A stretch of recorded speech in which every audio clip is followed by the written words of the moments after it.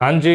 जय हिंद एवरीवन। मैं सुमित कुमार एक बार फिर से आपका स्वागत करता हूं अपने इस YouTube चैनल पे। जब बच्चा एनडीए एग्जाम की तैयारी करता है ना, तो हमेशा वो एक प्रॉब्लम में फंसता है कि सर मैं टाइम मैनेज कैसे करूं। बिकॉज एनडीए पेपर की एक खास बात यह है कि सब्जेक्ट्स बहुत सारे हैं। पेपर तो दो ही हैं, पेपर 1 एंड पेपर 2, लेकिन सब्जेक्ट बहुत सारे हैं। भाई जैसे कि आप बात करो अपने जीईटी पेपर 1 तो ठीक है, अपना मैथ्स हो गया। पेपर 2 जो होता है वो जीएटी होता है। जीएटी में कितना कुछ है, अब देखो तो सही। भाई फिजिक्स है, केमिस्ट्री है, बायोलॉजी है, हिस्ट्री है, ज्योग्राफी है, पॉलिटी है, करंट अफेयर है, इको है, प्लस में इंग्लिश है।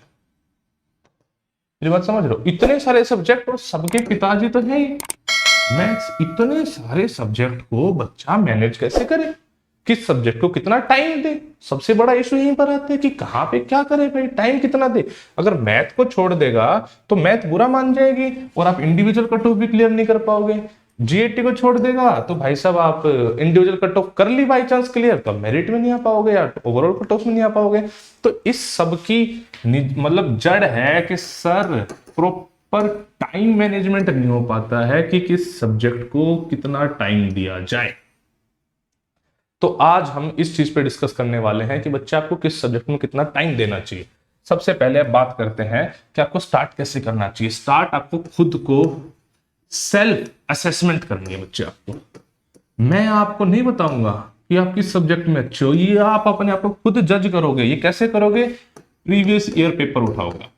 प्रीवियस ईयर पेपर उठा के आप देखोगे कि मैथ्स में कितना स्कोर आ रहा है। भाई मैथ्स में 300 में से मेरा 100 आ रहा है, 150 आ रहा है, 200 आ रहा है, 50 आ रहा है, और 600 जीएटी में कितना स्कोर आ रहा है। और ये एक साल के पेपर नहीं, 2-3 साल के पेपर आपको करने पड़ेंगे, तब ये एक पैटर्न बन के आएगा इस 600 में से कितना स्कोर आ रहा है। और चलो मान लो फॉर दैट मैटर मैंने मान लिया कि मैथ्स में मेरे 150 आ गए और जीएटी मेरा आ रहा है 200।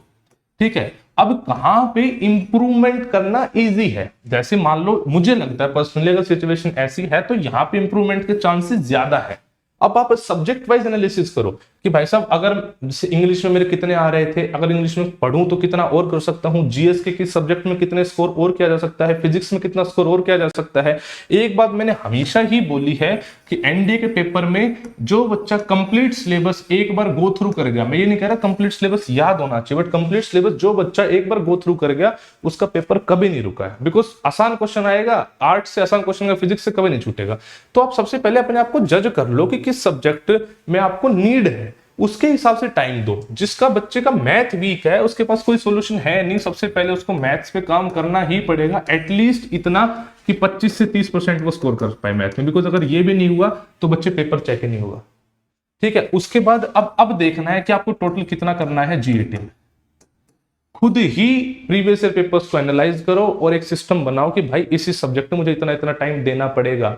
और फिर जैसे जो बच्चा अनअकैडमी पढ़ रहा है या यूट्यूब से पढ़ रहा है, वो देखो किस टीचर की क्लासेस लाइव देख सकते हैं, किस टीचर की क्लासेस रिकॉर्डिंग देख सकते हैं। जिसकी रिकॉर्डिंग देख सकते हैं उसको रिकॉर्डिंग देखो, ज्यादा स्पीड में देखो, टाइम मैनेज होगा।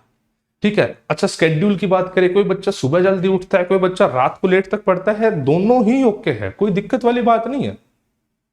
ये किसी किताब में नहीं लिखा हुआ कि सुबह पढ़ने वाले बच्चे का सिलेक्शन ही होता है, रात में नहीं होता। मैंने एक वीडियो बनाई थी इस चीज के ऊपर। भाई आप जैसे पढ़ो कोई बात नहीं, अपने अकॉर्डिंग अपना टाइम मैनेज करो कि कैसे कितना कर सकते हो, खुद ही जज करो। कोई बोल देता मैथ्स बहुत अच्छे, मैथ पे बहुत टाइम, तो ऐसा नहीं है। फिजिक्स पे 100 में से 100 लाने हैं, ऐसा जरूरी नहीं है। ओवरऑल आपको पेपर निकालना है। पेपर निकालने के लिए किस सब्जेक्ट में इंप्रूवमेंट ज्यादा इजी हो सकती है, किस तरीके से हो सकती है, आपको वो देखनी है। अगर एक हमेशा चीज याद रखना, मैं बार बार बताता हूं, complete syllabus is the key. अगर आप कंप्लीट सिलेबस करते हो तो हर जगह का इजी पोर्शन कर पाओगे आप। अगर इजी पोर्शन कर दोगे तो बेड़ा आपका पार हो जाएगा। तो उसके लिए आपको अपना टाइम डिस्ट्रीब्यूट करना होगा, हिस्ट्री में, ज्योग्राफी में, पॉलिटी में, इकोनॉमिक्स में, करंट अफेयर में, एंड ऑब्वियसली मैथ में। एक डिस्ट्रीब्यूशन आपको बनानी पड़ेगी नीचे।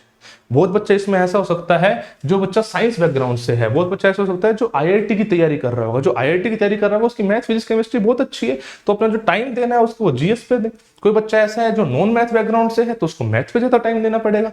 कोई बच्चा है जो एवरेज है तो उसको सारे सब्जेक्ट में एवरेज टाइम देना पड़ेगा। समझ रहे हो? ऐसा आपको अलग अलग खुद कैलकुलेट करना पड़ेगा। किसी दूसरे के भरोसे कभी मत बैठना। Time management is the key, लेकिन उस की चाबी, उस ताले की भी आपके पास ही है। आपको खुद, बस मैं आपको ये सिखा सकता हूँ असेसमेंट कैसे करें। असेसमेंट आपने पीवाईक्यू से करे, अब खुद एक बनाओ टाइम टेबल, किसी की मत सुनो, अपने कुछ, आपका दोस्त कुछ और कर रहा है फर्क नहीं पड़ता है, आप क्या कर रहे हो, आपका माइंड क्या है, उसके हिसाब से आपको चीजें करनी है। ठीक है, तो मैं उम्मीद करता हूं कि इस स्ट्रेटेजी से आपको कुछ तो हेल्प मिलेगी। और इसी टाइप के और बेहतरीन बेहतरीन कंटेंट एंड वीडियोस के लिए सब्सक्राइब कीजिए learn with Sumit YouTube channel को। बहुत मेहनत की जा रही है, वन स्टॉप सॉल्यूशन बना दिया गया इसको डिफेंस एग्जाम के लिए, तो डू सब्सक्राइब द चैनल।